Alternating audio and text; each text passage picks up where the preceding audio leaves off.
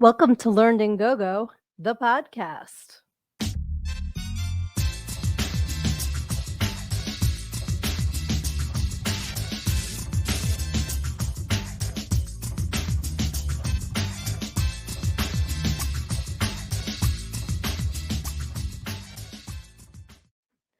I'm your host, Sydnee A., and I'm also the author of Everything I Need to Know, I Learned in Go-Go, How a Preacher's Daughter Pole Danced Her Way to Finding Her True Self. And I am super excited to welcome you all to this Minisode.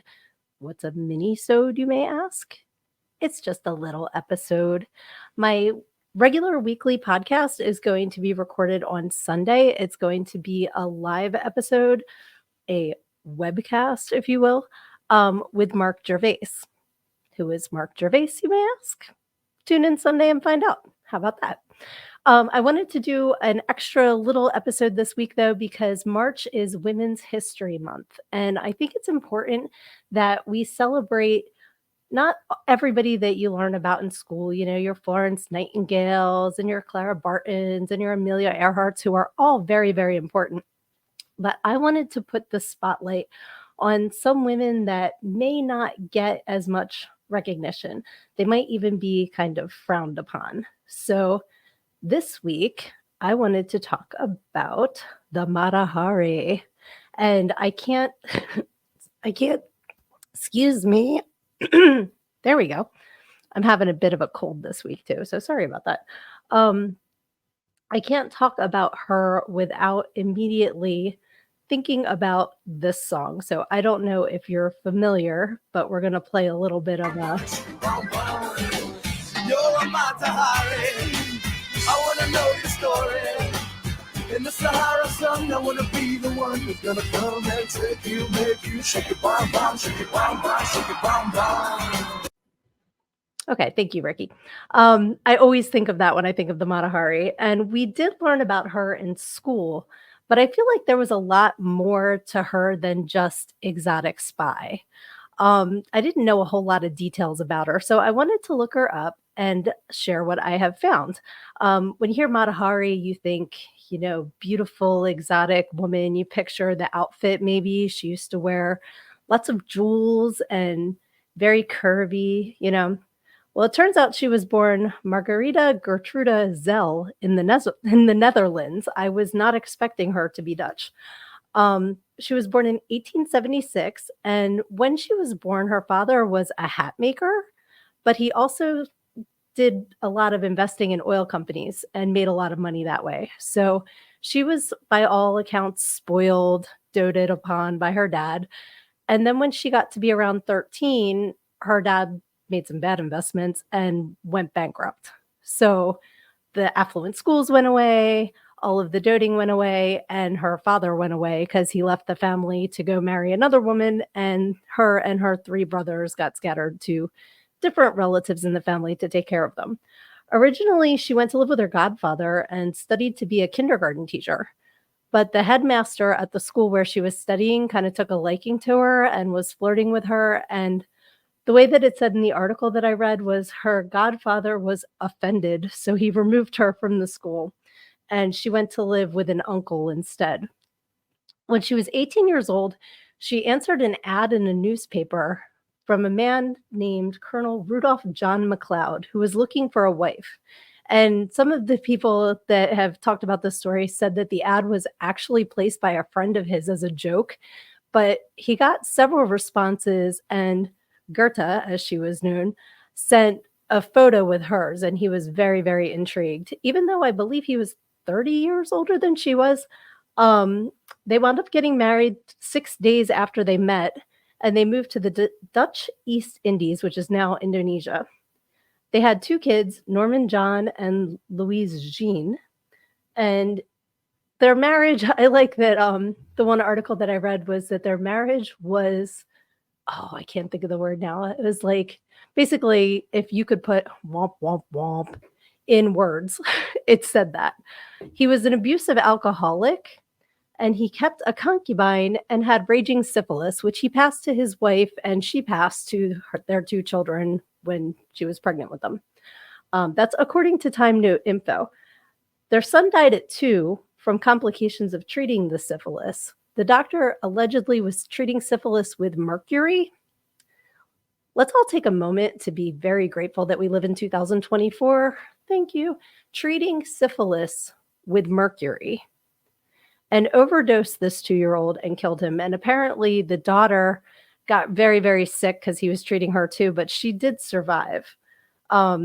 So basically, like, use a condom, folks. Let's not even get, oh my God, like these poor kids, they had nothing to do. And the wife too. It's because their father was a piece of shit. So other sources say that the children were poisoned by their nanny, but I think that was probably a story put out by the family so that they didn't have to admit that everyone had a raging case of syphilis and they were trying to cure it with mercury. So they divorced, and at the beginning, Gerta got custody of their daughter, but her husband, now ex-husband, refused to pay any child support, and she was having trouble finding a job that made enough money to support both her and her daughter. So unfortunately, she had to return her daughter to her ex-husband, but was on a mission to make enough money to get her daughter back. So according to the New York Times, Gerta moved to Paris in 1903, claiming that she thought all women who ran away from their husbands went there. So that's why she picked Paris. She took several odd jobs, including teaching German, piano lessons, and she was an artist's model, but none paid enough to fight her ex-husband to get her daughter back. While she was working as a model, she did make useful connections.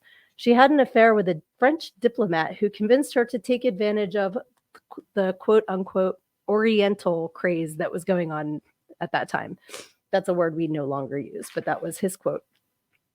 So that began her career in the spotlight. She decided that because of her exotic looks, she was going to take advantage of this trend that was going on in Europe at the time. And like you do, she started out first as a circus horse rider. Again, didn't learn that in school. Thought that was kind of pretty funny. Like, of all things, I'm going to start my new life and I'm going to be a circus horse rider. That was actually the way that they put it. And she was performing under the name Lady McLeod, which went right up her ex's ass because that was his last name. And I'm sure she did that on purpose. So that worked for a little bit, but then she moved on to use her superficial knowledge of Indian and Javanese dances that she acquired while living in the Dutch East Indies with her ex-husband. She created the character of Mati Hari, which translates to Eye of the Day, or literally the sun. And she created this backstory. Before she performed, she went on stage claiming to be the daughter of a Javanese Buddhist priest and a Dutch woman who was born in a Hindu temple. To make her story more believable, she often performed draped in gauzy shawls with statues of Hindu gods serving as her props. Most Europeans at the time were unfamiliar with the Dutch East Indies, so they just drank it up and took it as, like, well, this must be true because I don't know any better. And they thought she was very exotic, so they just went along for the ride. For the next decade, she received invitations to perform to sold-out audiences all over Europe.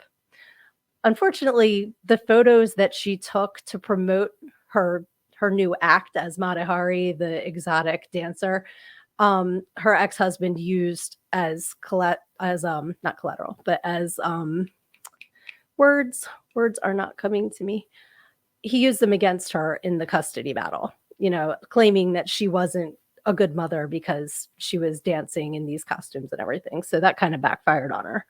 But one enthused French journalist wrote in a Paris newspaper that Mati Hari was, quote, so feline, extremely feminine, majestically tragic, the 1,000 curves and movements of her body trembling in 1,000 rhythms. That's a pretty cool way to be described, quite honestly. Like, that's pretty poetic.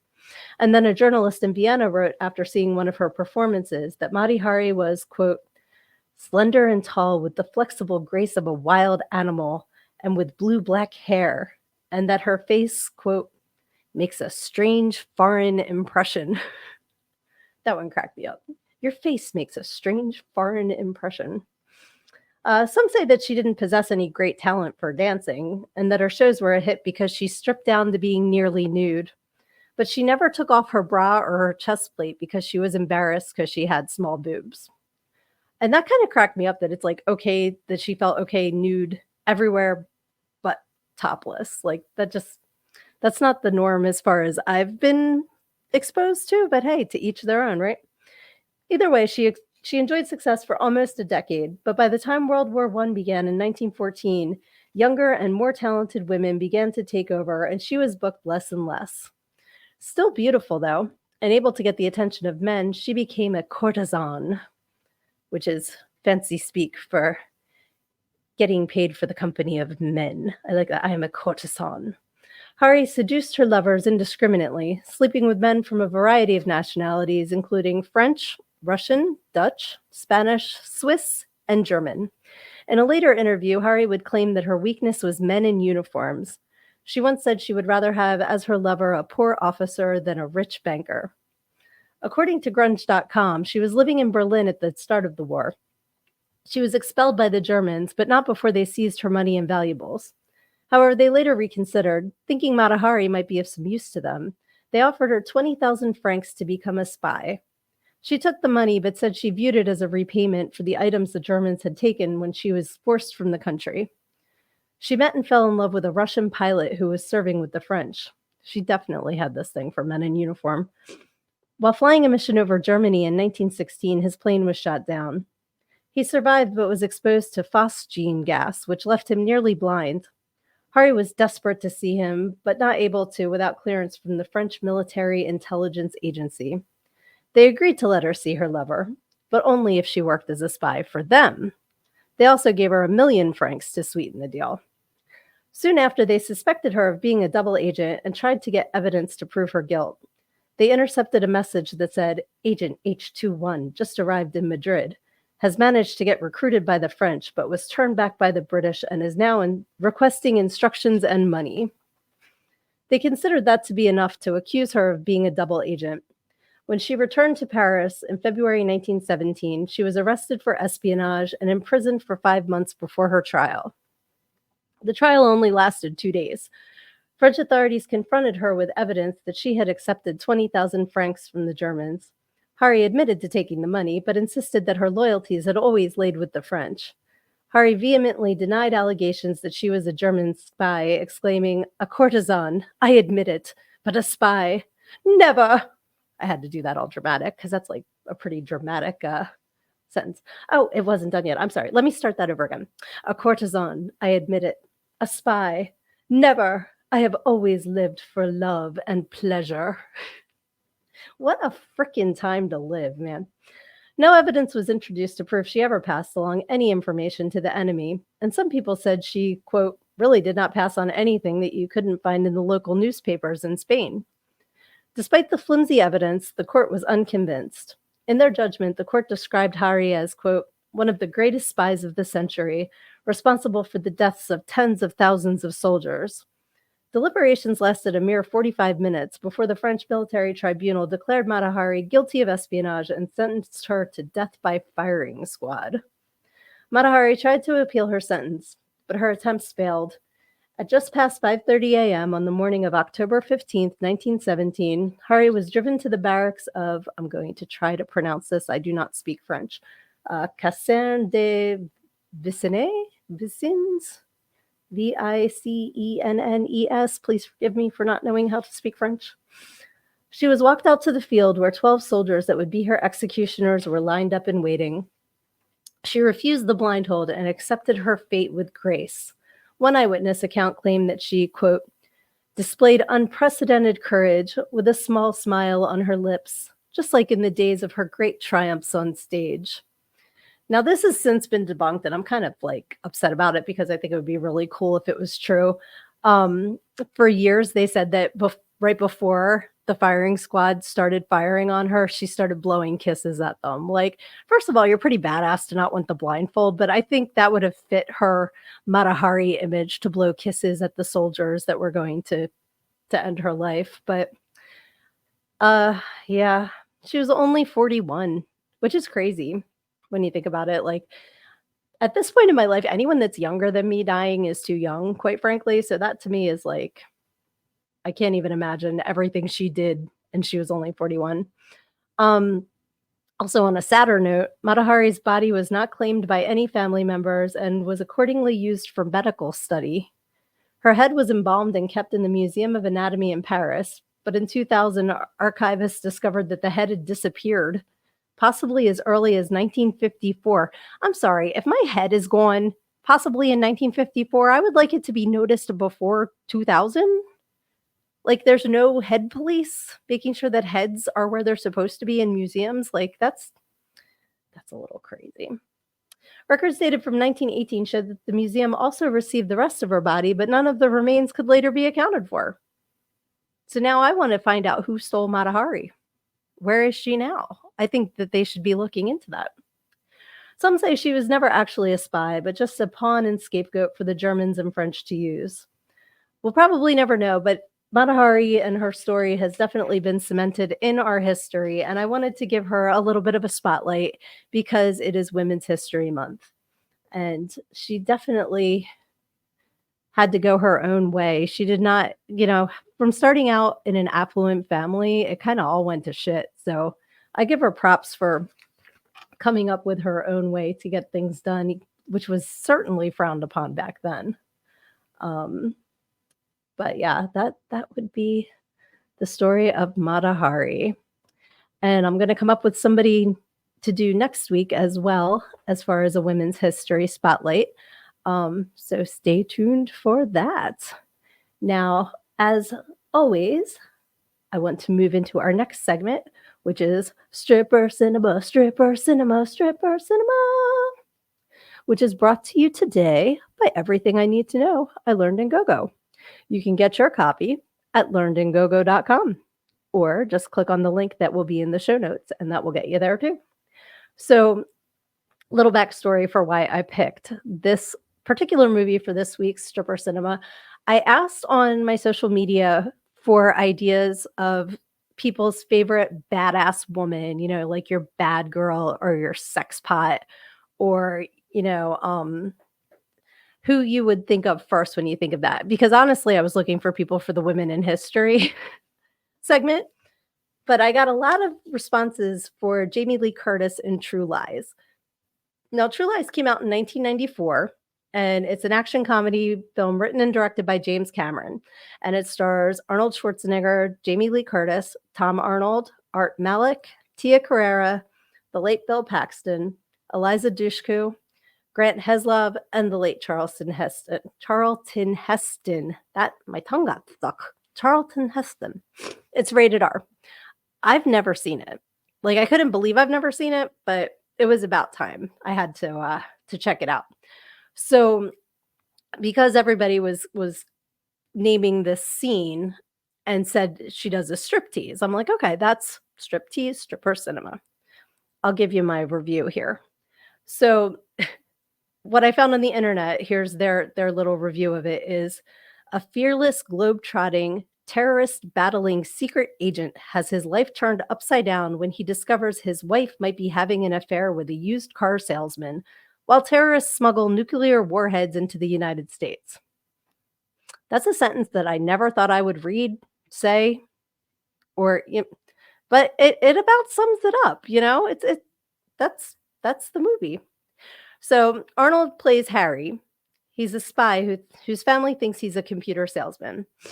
They never explain how he's kept up that ruse for 15 years. Like, you're a computer salesman, but how many computer salesman conventions are there for you to be gone multiple days in a row? Like, I don't know. Maybe I've never been married to a salesman, so I don't understand. Maybe they're gone a lot longer than I think, but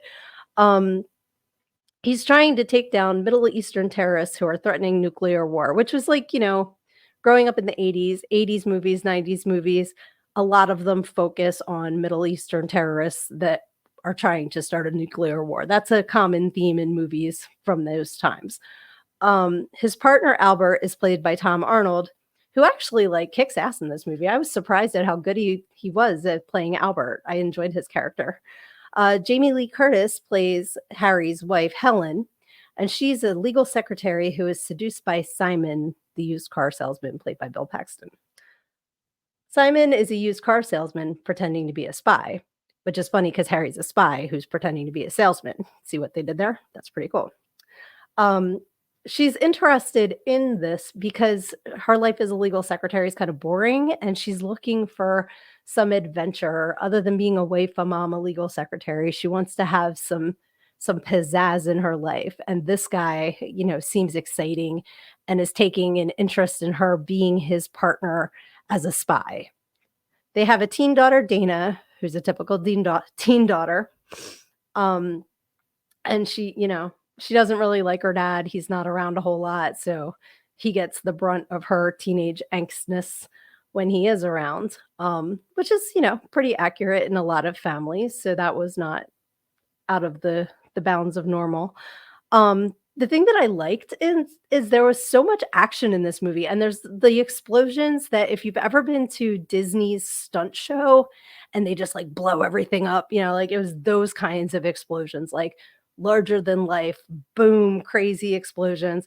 But there was plenty of humor in it too. Like at one point, Harry grabs a horse, like there's a cop on a horse, and Harry yells he's a federal agent in pursuit and knocks the cop off and takes the horse to chase down the bad guy on the motorcycle. They wind up in a mall. I think on the internet it's at a hotel. I thought they were in the mall at this point. Either way, he winds up, bad guy is in one glass elevator on a motorcycle, and he's in another glass elevator on a horse. Like it's completely ridiculous, but it was funny because that would never happen. And then they have other lines that were pretty funny, like, they're talking about the bad guy that's trying to get the nuclear warhead, and they said they call him the sand spider. And they're like, "Why?" And you go, "'Cause it sounds scary." Like, why else? Like, it was just one of those duh kind of lines. I thought it was pretty funny.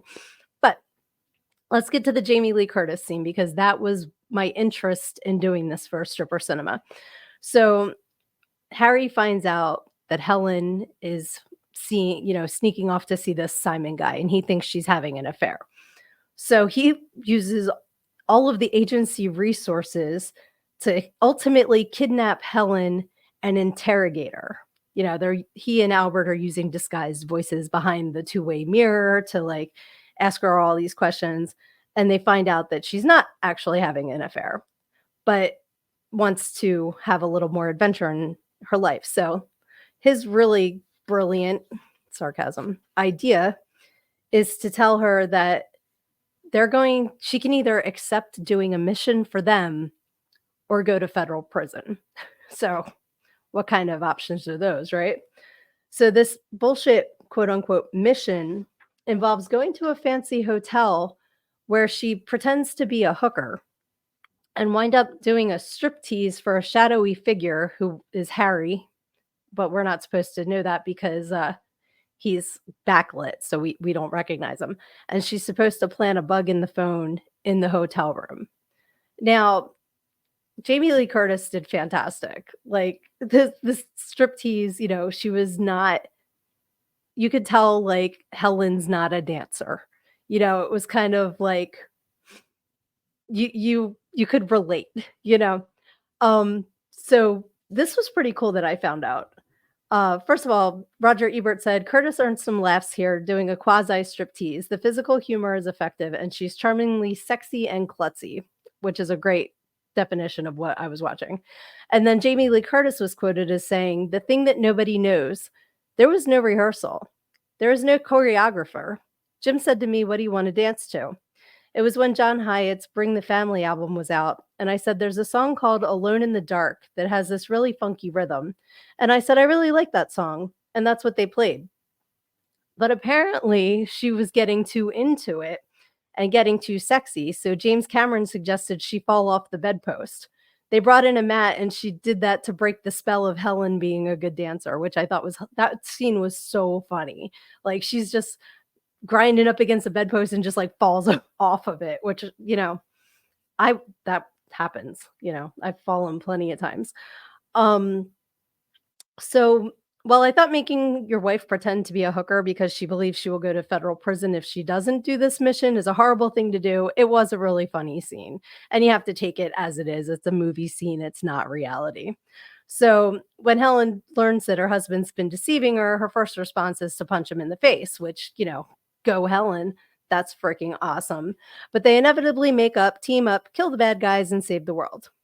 The movie is a little over 2 hours long, and there's a lot more action and explosions, but it was suggested to me for the hotel scene, so I'll end the review here with my thongs for True Lies.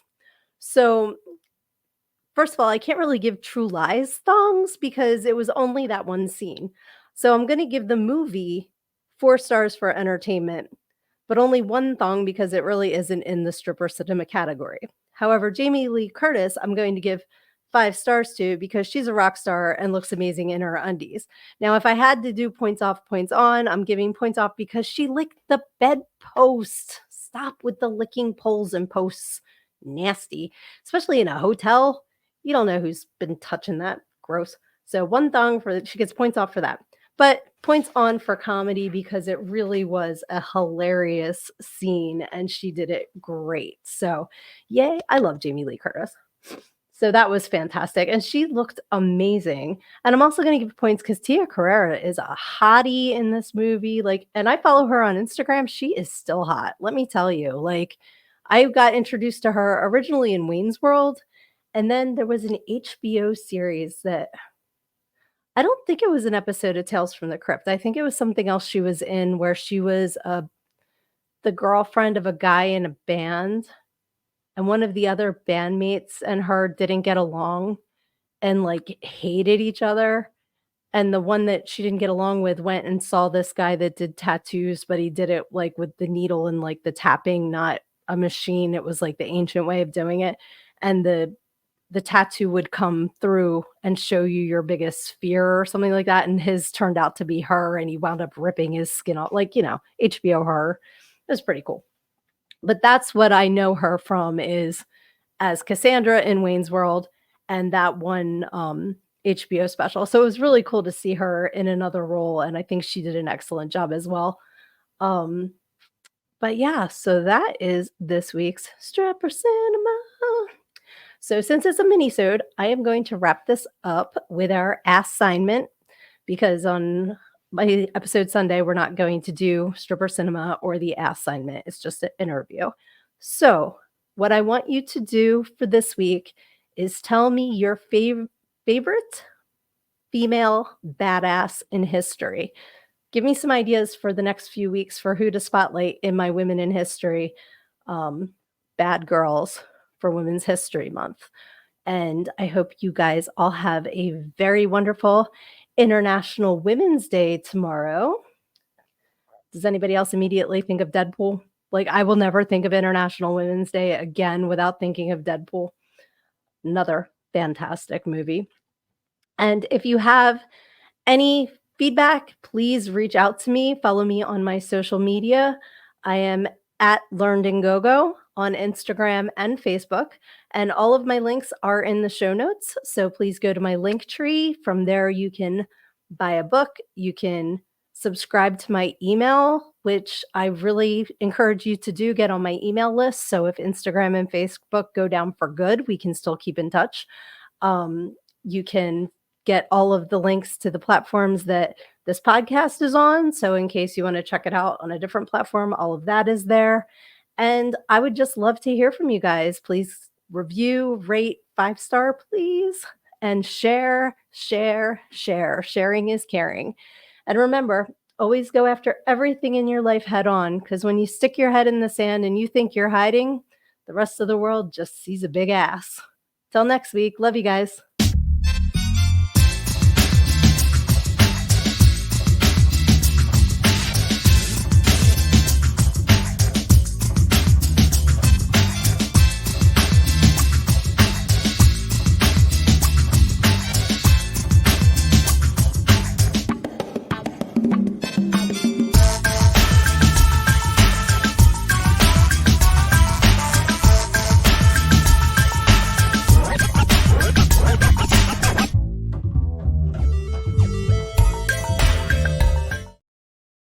Hey, guess what I forgot to do? I hope you hung around because I have this month's winner of a free copy of Everything I Need to Know I Learned in Go-Go by me, Sydnee A. So let me grab my hat. my hat with everybody's names in it. I knew I was forgetting something. Okay. Can you hear me mixing up the names? I'm mixing them up. And if you look on YouTube, you can see I'm going to, we're mixing up the names. Oh, okay. A couple popped out. So I'm going to get one off the bottom. If you see the writing, that's my notes from the Valentine's Day episode. So I'm reduce, reuse, recycling this paper rather than throwing it out. All right. Drum roll, please. The winner of March's copy of Everything I Need to Know I Learned in Go-Go, How a Preacher's Daughter Pole Danced Her Way to Finding Her True Self is Angela Brewer Lover. Yay! I will be reaching out so that you can tell me how you would like me to personalize your copy, get the address to send it to, and I will get that on its way. Thank you for participating in the weekly assignment. And remember, every time you answer is an entry. So, like all of these, some people's names are in here 2 or 3 times because they answered 2 or 3 weeks worth of assignments. So make sure that you are on that, and please share. Please. Sharing is caring. And I will see you guys. I said next week, but actually I'll see you on Sunday. Make sure you check out our live broadcast then. Love ya. Bye.